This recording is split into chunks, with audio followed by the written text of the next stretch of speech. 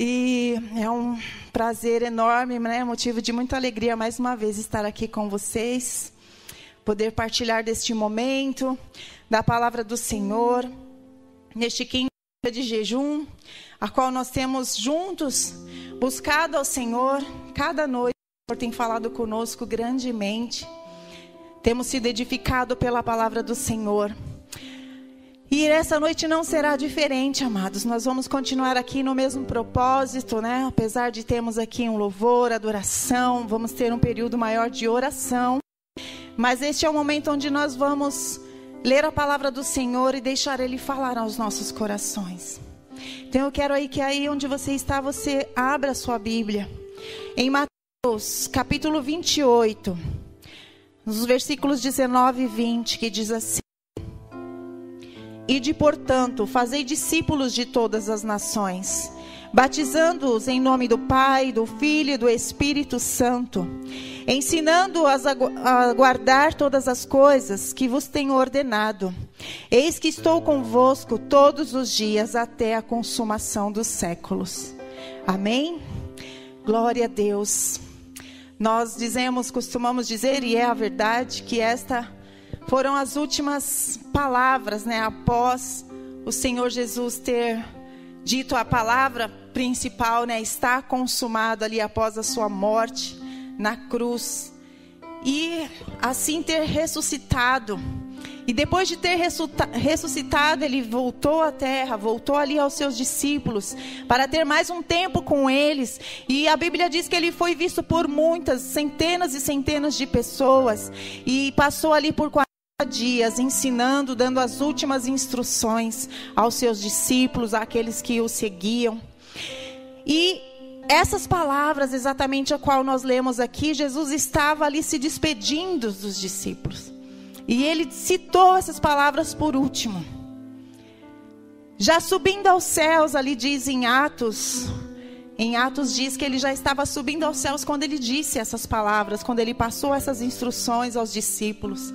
Porquanto realmente era o de mais importante que ele queria dizer. Porque esse foi o propósito dele, ter morrido naquela cruz, para que eu e você fôssemos alcançados pelo Evangelho.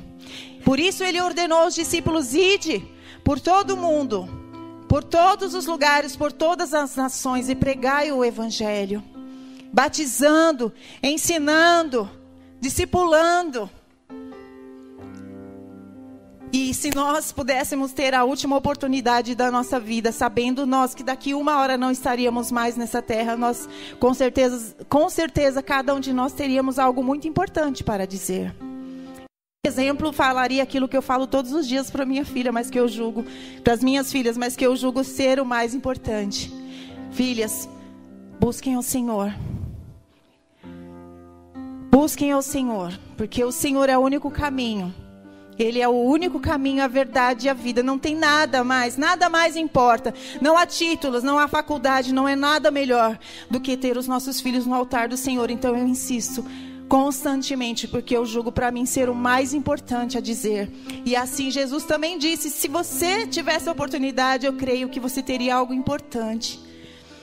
E nessa semana, nós tivemos aqui, durante esse período de jejum, né, o Senhor foi falando conosco na mesma direção.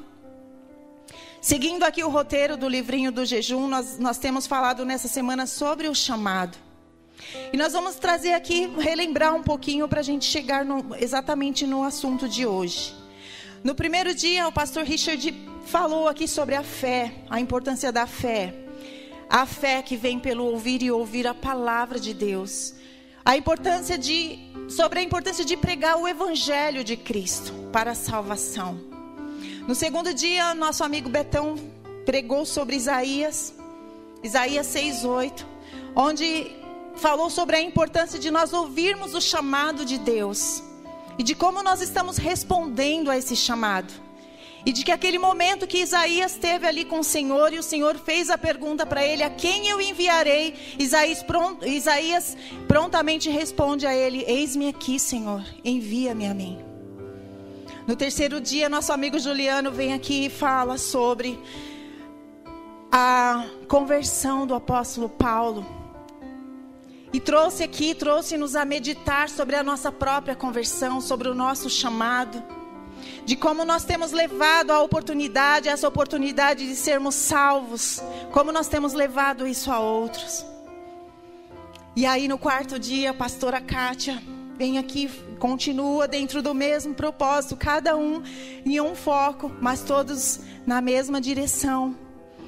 Ela prega sobre sermos pescadores de homens.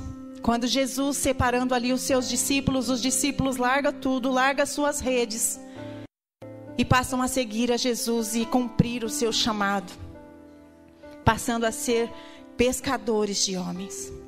E hoje, no 5º dia desse jejum, não será diferente. O Senhor continua falando no mesmo sentido. E hoje eu creio em um outro foco. E foram ministrações maravilhosas, todas elas apontando para o nosso próprio chamado, para o chamado do Senhor Jesus para as nossas vidas. E nenhum de nós podemos dizer que nós não temos chamado algum, porque Jesus não chamou ninguém para ficar sentado apenas numa cadeira. Mas todos nós fomos chamados para pegar o Evangelho, seja em qualquer circunstância, seja aqueles que vão longe pregar o Evangelho, ou aquele que irá pregar aqui dentro da sua casa, para a sua família. Mas todos nós fomos comissionados a pregar o Evangelho de Cristo para a salvação. Amém? Porque esse chamado, esse comissionamento do ID, não é algo opcional. Não é para que nós escolhemos, não é um cardápio onde nós escolhemos fazer isso ou aquilo. Mas é o ID do Senhor. É uma ordem, um mandamento do Senhor a cada um de nós. Porque se de outro modo não teria sentido sermos cristãos, se não fosse replicar aquilo que nos foi dado de graça, que é a salvação. E nós vamos repassar um pouquinho das experiências que esses personagens citados nesses cultos anteriores viveram, que vai trazer à nossa memória aquilo que nós também, as experiências que nós temos vivido com o Senhor. No 2º e 3º dia nós falamos de 2 homens de épocas diferentes, mas com algo em comum. O profeta Isaías, antes de ser considerado um grande profeta, ele era um homem de Deus, israelita, religioso, conhecedor das Escrituras, formado ali aos pés de Gamaliel. Desculpa, amados, errei aqui. Que não foi ele, foi Paulo. E o pastor está aqui atrás, olhando para a minha cara. Aleluia. É porque tudo mudou aqui, amados. E aí eu vi que eu tenho que acelerar um pouquinho, então eu já pulei para o próximo. Mas o profeta Isaías, exatamente como era Paulo, era um homem religioso, estudioso da palavra, conhecedor das Escrituras. E ele tinha um grande conhecimento. E de repente um dia ele tem uma visão da glória de Deus. E ali ele foi confrontado com aquilo que, com todo o seu ser, com o seu chamado, com a sua vida religiosa.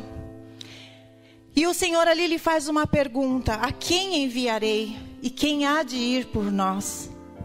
E naquele momento, Isaías tem um ímpeto a entender o seu chamado, que era levar à frente aquilo que foi dado a ele. Propagar, não guardar para ele todo aquele conhecimento, mas levar ao conhecimento de todos. Levar como um grande profeta que foi, pregando sobre aquele que viria. Porque o profeta Isaías foi aquele que profetizou muito a respeito de Jesus, sobre a vinda do Messias. E ele passou a viver para essa missão. E depois nós vimos aqui também a conversão de Paulo, que antes era um judeu religioso. Ele sim foi educado aos pés de Gamaliel, doutor da lei. Ambos pensavam ser uns super crentes, servo de Deus. Pensavam estar agradando a Deus. Inclusive o apóstolo Paulo, que antes era Saulo, era perseguidor da igreja, que promoveu perseguição, morte aos cristãos, pensava estar defendendo a causa do Senhor e agradando a Deus. Até que um dia Jesus promove um encontro com Saulo. e aparece para ele, fala com ele audivelmente, e aparece para ele em forma de uma luz muito forte que o deixa cego. E naquele momento, Paulo, que pensava enxergar além, porque ele tinha muito conhecimento de tudo, ele descobre que na verdade ele era totalmente cego. E naquele momento, cego por natureza, fisicamente, que ele foi cego ali, fisicamente ele passa a enxergar com os olhos espirituais. As escamas dos seus olhos caem para a terra. E ele passa a enxergar com os olhos espirituais quem era Jesus. Aquele a qual ele buscou, aquele a qual eles esperavam. Já tinha vindo, já tinha passado, já tinha morrido e ressuscitado. E ele ainda não sabia, não o conhecia, mas naquele momento ele passa a reconhecer Jesus como o Messias esperado diante dele, e ele passa a viver a partir daquele momento. Ele passa a viver para pregar o Evangelho de Cristo. Ele deixa tudo, todo aquele conhecimento, toda aquela vida que ele tinha. Era um homem importante, mas ele deixa tudo para trás. Nós amamos falar de apóstolo Paulo porque é uma grande referência para nós. Porque foi um homem que deixou tudo por amor ao Evangelho, gastou a sua vida a pregar o Evangelho de Cristo. Nós falamos também sobre os discípulos de Jesus, que diferente de Paulo e Isaías, que tinha todo o conhecimento, que eram homens que conheciam muito as Escrituras, aqueles homens eram mais simples, talvez não muito estudados. Sabemos que Pedro era até um homem bem chucro, ignorante. Porém, aqueles homens também, ao encontrar com Jesus e ouvir o seu chamado, eles largam tudo. A Bíblia diz, como a pastora Kátia pregou aqui, que eles largaram tudo, deixaram tudo para trás. E passaram a seguir a Jesus, a obedecer a sua voz. Não foi algo fácil como não é para nós. Desde quando aceitamos Jesus, desde quando nós conhecemos a Jesus, nós estamos num processo de transformação. Assim como aqueles discípulos passaram, andaram com Jesus e viveram com Ele aqueles 3 anos ali, conhecendo, vendo milagres, vendo coisas assim tremendas. Eles também tinham suas deformações, suas dificuldades, suas limitações. E de pouco em pouco, de dia em dia, eles foram sendo transformados.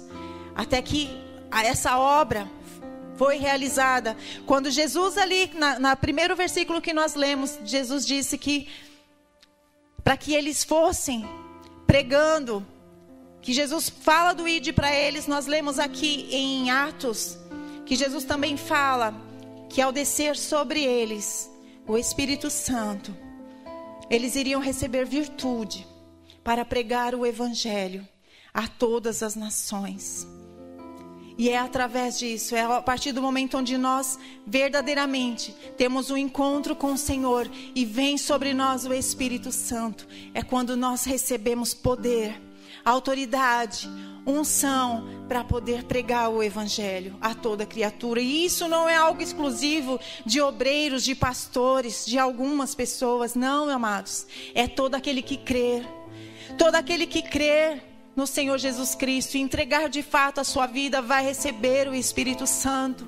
E vai ter autoridade, e vai ter unção, e vai ter a revelação da sua palavra para poder pregar o Evangelho.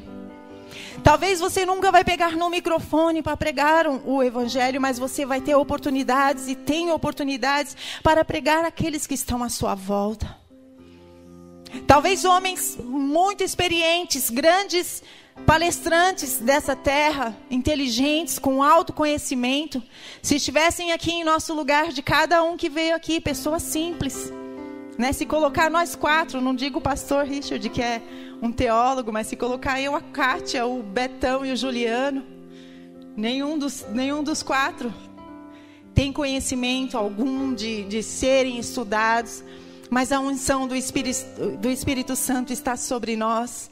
E eu tenho certeza que muitos palestrantes, cheios do conhecimento, não teria a mesma unção para poder falar do Espírito Santo.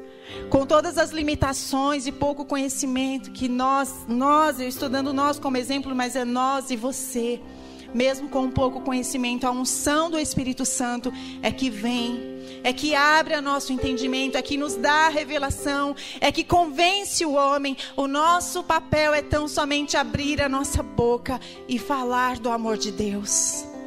Não precisamos conhecer completamente. É bem verdade que hoje, após 20 e poucos anos servindo ao Senhor, nós temos procurado buscar um pouco, aprender um pouco mais, fazendo o seminário.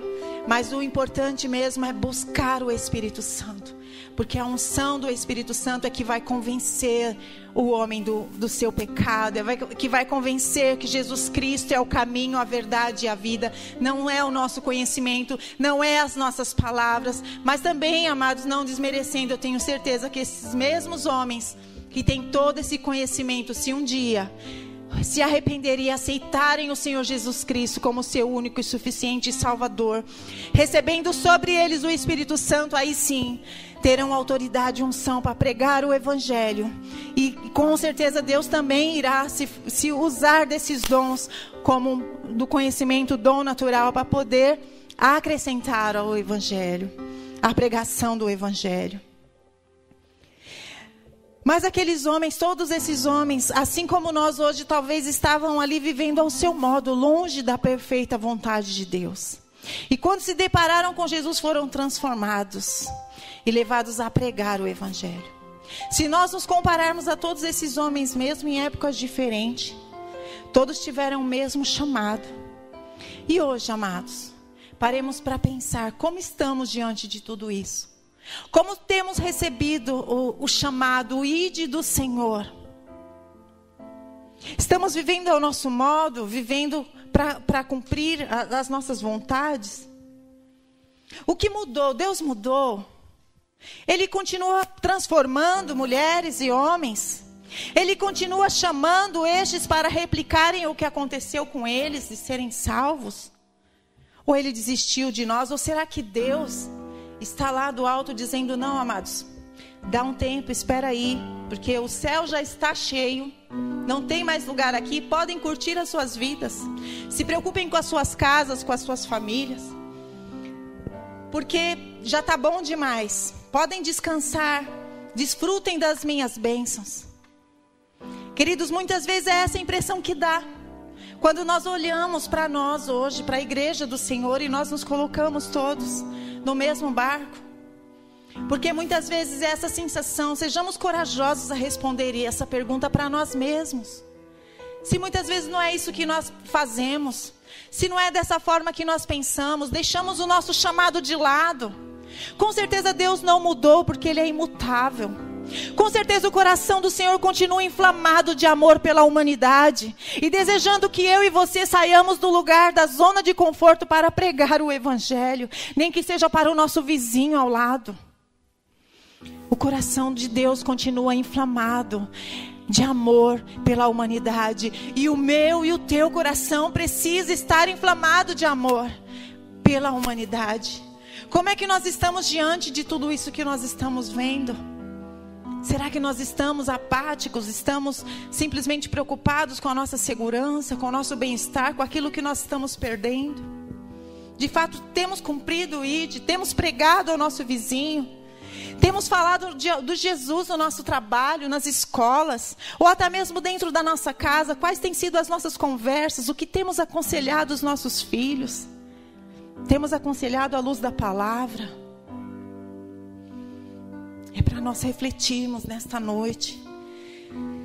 Aleluia. Talvez muitos de nós aqui, muitos que estão nos assistindo nessa noite, estão aí se questionando: poxa, mas estamos em meio a uma pandemia, uma situação tão caótica.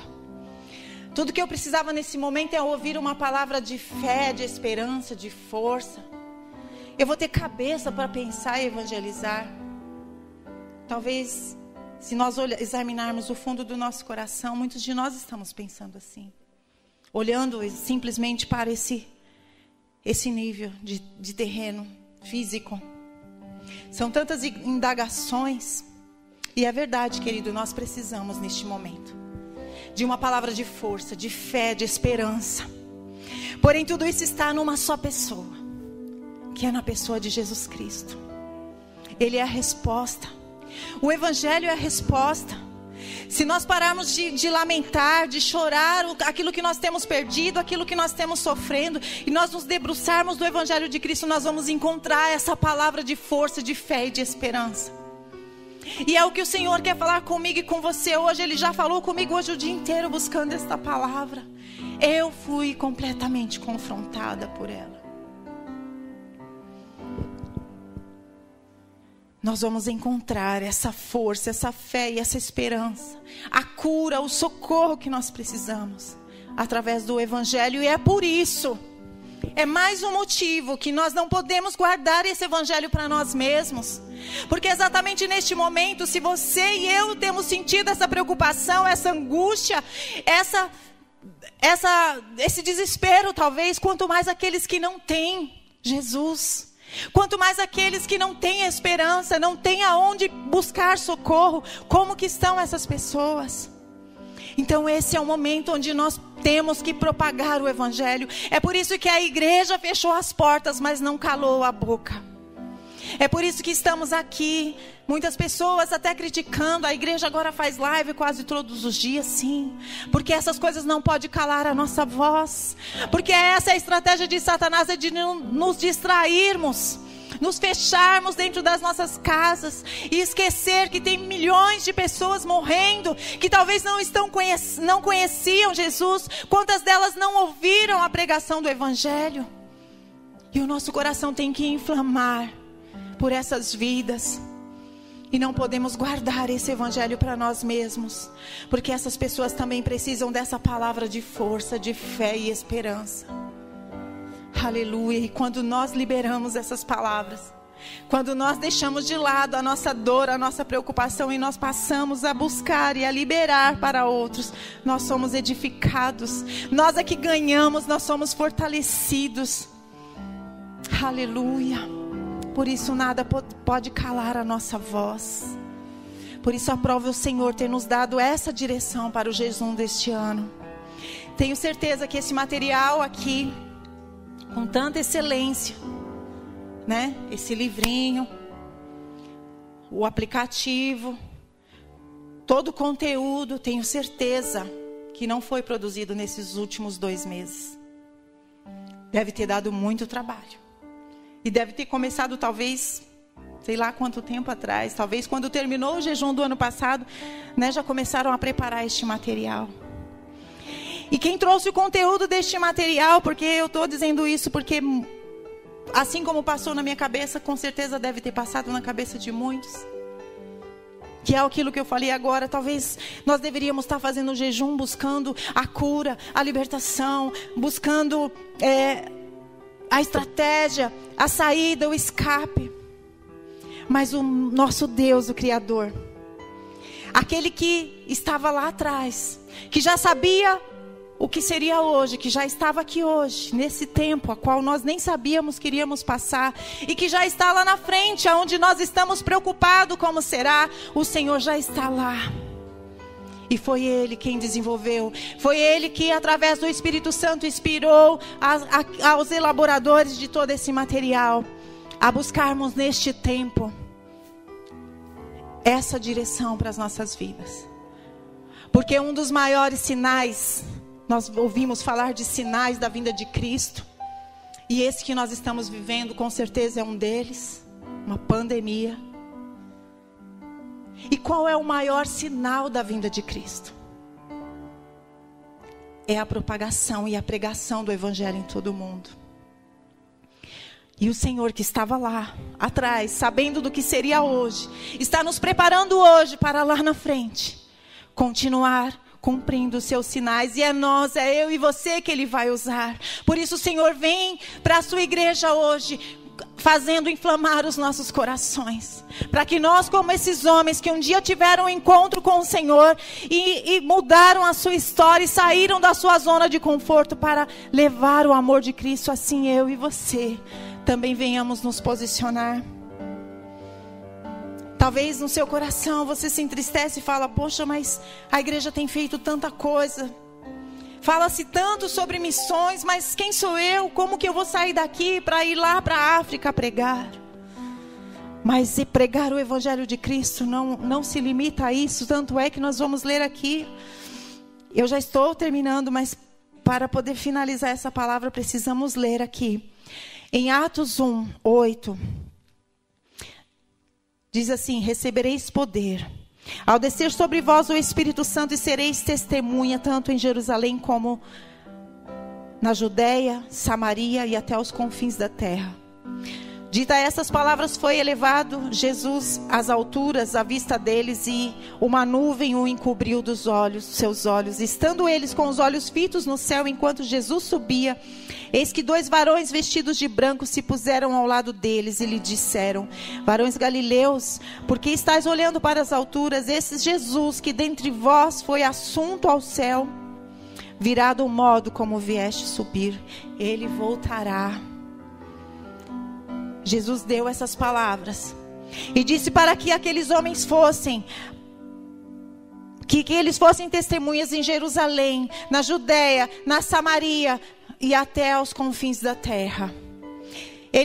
Foi dada uma ordem a eles para que eles permanecessem em Jerusalém até que viesse sobre eles o Espírito Santo. Isso se cumpre em Atos 2. Vem o Espírito Santo sobre eles, mas a coisa fica tão boa que eles se acomodam e ficam lá. Talvez seja essa a nossa condição hoje. Estamos acomodados, gostando do ambiente igreja, de adorar a Deus, que é muito bom, e não saímos, não cumprimos o ID, não falamos, nos intimidamos, não falamos no nosso trabalho, não falamos numa fila de um mercado, porque mexer no celular é mais importante, porque temos que atualizar as nossas redes sociais. E talvez tenha uma pessoa ali atrás de nós precisando de uma palavra e nós não aproveitamos essas oportunidades. Não se trata de ir para a África. Porque cada um, aqui Jesus disse que iriam a Jerusalém, que representa o seu estado local, o seu local de convivência, o seu trabalho, a sua casa, sua cidade. E depois ele disse a Judéia, que representa o nosso estado, as cidades vizinhas. E depois a Samaria, que vai mais além, representa um país, uma nação. E até os confins da terra, que aí sim vão as nações. Isso tudo simultaneamente. E a igreja toda é um corpo, são várias pessoas. Cada um vai para um lado simultaneamente. Se muitos vão para os confins da terra, tem aqueles que vão ficar aqui também para pregar aqui, para cuidar da igreja, para discipular, para pregar para o seu vizinho, para pregar para o seu colega de trabalho. E outros irão gastar suas vidas sim em missões lá fora. Mas se eu e você não podemos ir lá fora, nós podemos contribuir com as nossas orações, com as nossas ofertas. E é lamentável que as estatísticas mostram que ultimamente, que nos últimos anos, talvez, não sei exatamente os números, mas é um número muito pequeno, que as igrejas não ardem mais por missões. Nós temos buscado isso já há alguns anos, renovar isso em nós, temos investido nessa obra missionária, mas a verdade é que muitas igrejas, e muitos de nós aqui mesmo da igreja, não se importamos com isso.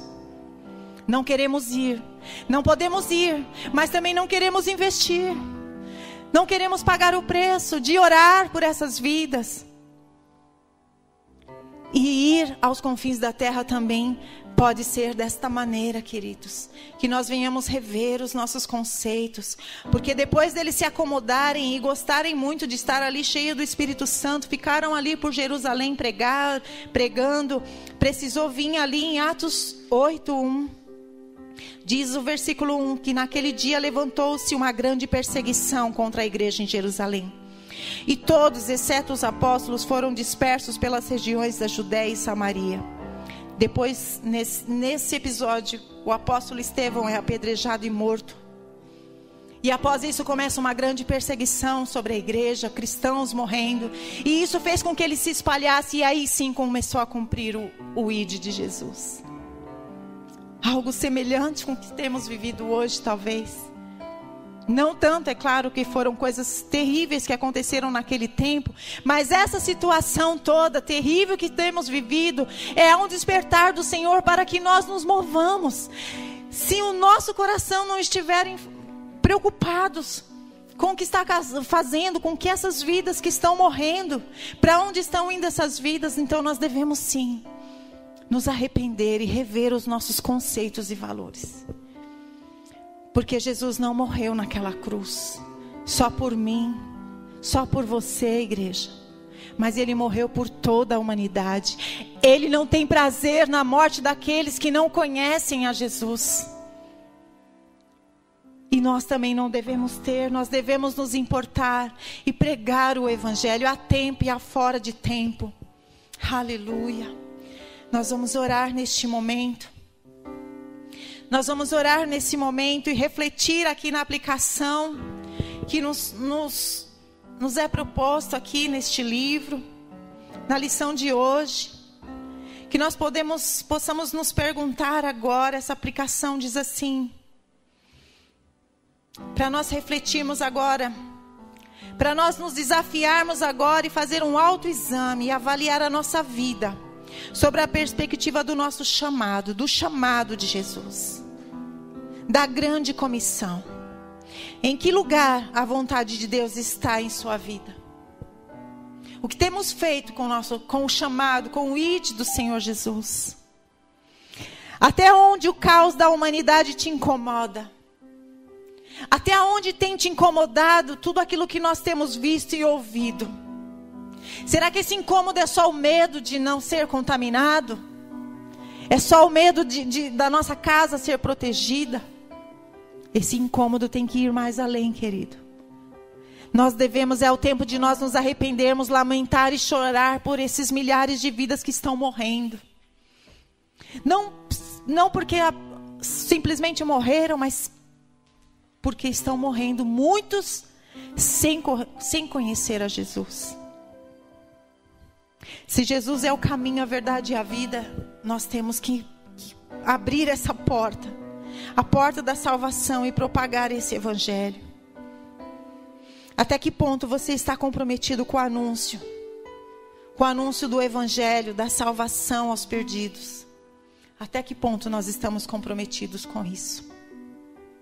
Como eu falei, queridos, talvez nós não iremos tão longe, mas pelo menos, graças a Deus, aqui na Atos 29 nós não podemos dizer, não tenho onde e como fazer essa obra, porque a minha igreja não tem nada. Nós muitas vezes ouvimos isso. A minha igreja não tem uma obra evangelística, não tem o que fazer. Eu tenho vergonha de pregar no meu trabalho, mas isso nós não podemos negar. Nós temos muitas frentes. Com certeza nós não podemos estar em todas, mas nós podemos nos dividir, estar cada um num ponto. Vamos aproveitar este tempo para nós refletirmos e repensar em que lugar o Senhor quer que nós estejamos nessas frentes, na sua casa, no seu vizinho que está ali, talvez está ali confinado, com medo terrível que não põe a cara para fora. Que nós busquemos do Senhor estratégia, para que esse tempo nós possamos levar essa palavra de força, fé e esperança, que é o evangelho de salvação de Jesus. Amém, queridos? Vamos orar. Pai de amor e misericórdia, Pai, nós queremos primeiramente, Senhor, eu mesmo quero te agradecer por essa palavra, Senhor, que vem primeiramente confrontar a minha vida, Senhor. E eu creio, Senhor, que nesta noite confronta também aqueles, meu Deus, que estão com ouvidos atentos à Tua voz, que estão sedentos pela Tua voz, Pai. Que o Senhor possa nesta noite, Senhor, nos perdoar. Nos perdoe, Senhor, se nós estamos acomodados, ó Pai, nas quatro paredes da nossa igreja. Perdoa-nos, meu Deus, se nós estamos guardando essa boa nova, esse evangelho para nós mesmos, Senhor. Perdoa-nos, ó Pai, se nós não temos partilhado com aqueles que precisam. Perdoa-nos, ó Deus, pelas oportunidades perdidas, pelas oportunidades que deixamos passar, ó Deus, em todas as situações. Perdoa-nos, ó Deus. Se nem mesmo investir na vida daqueles que estão indo, Senhor, que estão sendo enviados, Senhor, perdoa-nos. Se nem isso, Senhor, incomoda o nosso coração, Pai, tem misericórdia de nós, nos perdoe. E nos ajude, Senhor, a ouvir a Tua voz e a obedecer. Obedecer, Senhor. Ajuda-nos, ó Deus. Em nome de Jesus nós clamamos, Senhor, inflama o nosso coração novamente.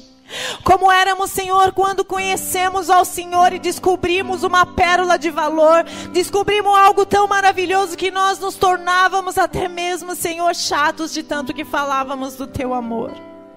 Mas é dessa maneira que eu quero voltar a ser, Jesus. É dessa maneira, Senhor, que a Tua igreja deseja voltar a ser, Senhor, voltar ao primeiro amor, de maneira que nós não possamos nos conter, Pai, e propagar o Teu amor, a Tua graça. Ah, Deus, pedimos a Ti, Senhor, visita, Senhor, este coração neste momento. Visita este coração, ó Pai, que está buscando por uma palavra de força. Fortalece-o nesta hora, Senhor. Fortalece-o, Senhor, porque a Tua palavra é viva, é eficaz, ó Deus. Fortalece com a Tua presença, Pai. Enche, Senhor, de esperança, a esperança de que um dia o Senhor virá, Pai. Ah, Senhor, e que mesmo em toda essa situação, o Senhor não está à parte de tudo isso. Que o Senhor não nos deixará sozinho, porque essa também foi a Tua promessa nesta palavra, que o Senhor estaria conosco todos os dias, Senhor. Que essa seja uma verdade, Pai, nos nossos corações, a certeza de que o Senhor está conosco em meio a todas essas circunstâncias, Pai querido. E esse seja um motivo de nós nos alegrarmos e propagar, ó Deus, aos quatro cantos, aonde nós estivermos, Senhor, esta verdade, Senhor, em nome de Jesus. Aleluia. Glórias a Deus.